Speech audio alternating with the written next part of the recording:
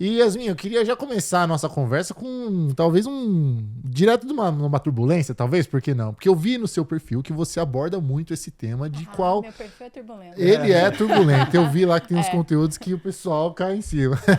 Mas eu vi lá no seu perfil que você traz muito situações atuais dos casais em que eles comentam que a falta de sexo é presente, né? Sim. Então, muitas vezes as parceiras vêm negando essa relação íntima com os maridos, com os parceiros. E até mesmo o Lucas Scudeler veio aqui, ele comentou que a maior causa, a maior reclamação dos casamentos hoje em dia é realmente essa queixa da falta de sexualidade entre os parceiros. Eu queria entender com você, o que está acontecendo, o que faz estar acontecendo isso, qual a sua opinião nessa parte? Primeiro que a gente se casa sem muita preparação para isso. Então, as mulheres não entendem muito bem o que esperar e quais demandas que vão vir com o casamento. Então, não sabem que um casamento vem com problemas, com dramas, com situações, se casam para serem felizes e quando se deparam ali com o dia a dia, com o cotidiano, percebem que existem problemas, que existe toda uma dinâmica por trás disso, elas se frustram e acabam se afastando dos parceiros. E depois vem também a chegada dos filhos, que faz com que elas se percam nas demandas e continuem se afastando cada vez mais dos parceiros. Mas a gente precisa pensar que é muito difícil que tanto o homem quanto a mulher desejem a mesma frequência sexual. Que o homem tenha vontade no mesmo dia e horário que a mulher, e a mulher no mesmo dia e horário que o homem. E muitas mulheres se deixam levar achando que vai vir naturalmente. Ah, mas eu não sinto vontade, então eu não faço. Mas não sentir vontade na mesma hora que o seu marido também não é uma desculpa, digamos assim, para não fazer e para não se entregar, porque o casamento é uma dinâmica própria de entrega.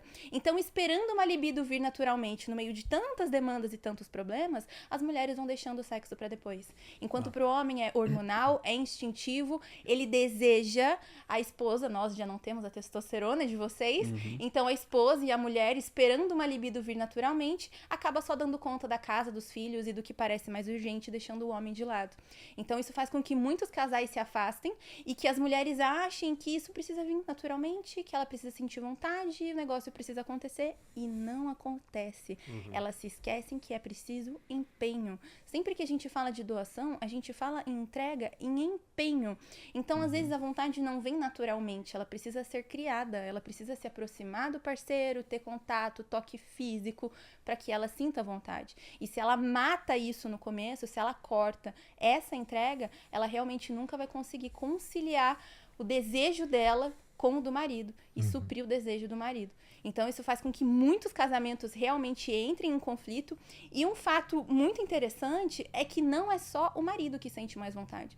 Tem muitos casamentos, muitos casais onde a mulher sente muito mais vontade que o marido. E aí nisso ela começa a se afastar. Sempre que o desejo de um deles não é atendido, ao invés de se comunicarem, eles primeiro se questionam. O que tem de errado comigo? Não para pensar que pode estar acontecendo alguma coisa com ele. O homem, por exemplo, quando tem algum problema no trabalho, tem algum problema financeiro, a primeira coisa que ele faz é se afastar um pouco mais. É se retrair, é se distanciar, porque ele quer resolver o problema dentro dele. E a mulher começa a se questionar, o que tem de errado comigo? Por que ele não tá me querendo? Por que ele não tá me olhando? Sim. Então, Diz muito mais sobre o outro do que... Exatamente. Eu imagino que é aí que abre muita porta pra traição também, né? Você imagina que, às vezes, até da mulher, pô, o cara não tá me satisfazendo, ou o cara, ela não tá me satisfazendo, e aí acha em outro lugar, né? Pode abrir Sim, e pornografia. E pornografia também. Principalmente pornografia. O primeiro caminho é a pornografia. Geralmente é a pornografia, e depois vem a traição. Entendi. Então é um desejo que não está sendo atendido, ele precisa extravasar para algum lugar, e aí ele passa para pornografia. Perfeito. Aí o próximo passo realmente seria a traição.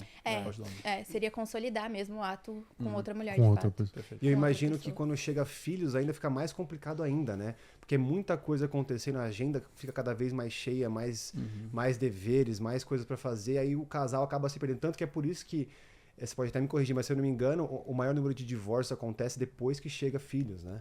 Sim. Então, Caramba. a Que maior- teoricamente parece fazer sustentar o casal. Sim. Nos primeiros Joga 5 de anos indício do primeiro contra. filho. Nos primeiros 5 anos do primeiro filho, é isso? Nos primeiros 5 anos do primeiro filho. Que realmente o casal para de ser um casal, né? Sim. E aí só vira pai, sua mãe. E Dá mais entra atenção. naquilo de que muitas pessoas se casam sem entender o que é realmente uma família. Filhos são frutos. E tem muitas mulheres que se casam querendo se realizar na família no sentido de ser mãe, realizar a minha maternidade. Então elas dão tanto foco que elas se esquecem que os filhos são os frutos e elas viram só mães. Tem muitos maridos que chamam a esposa, inclusive, de mãe.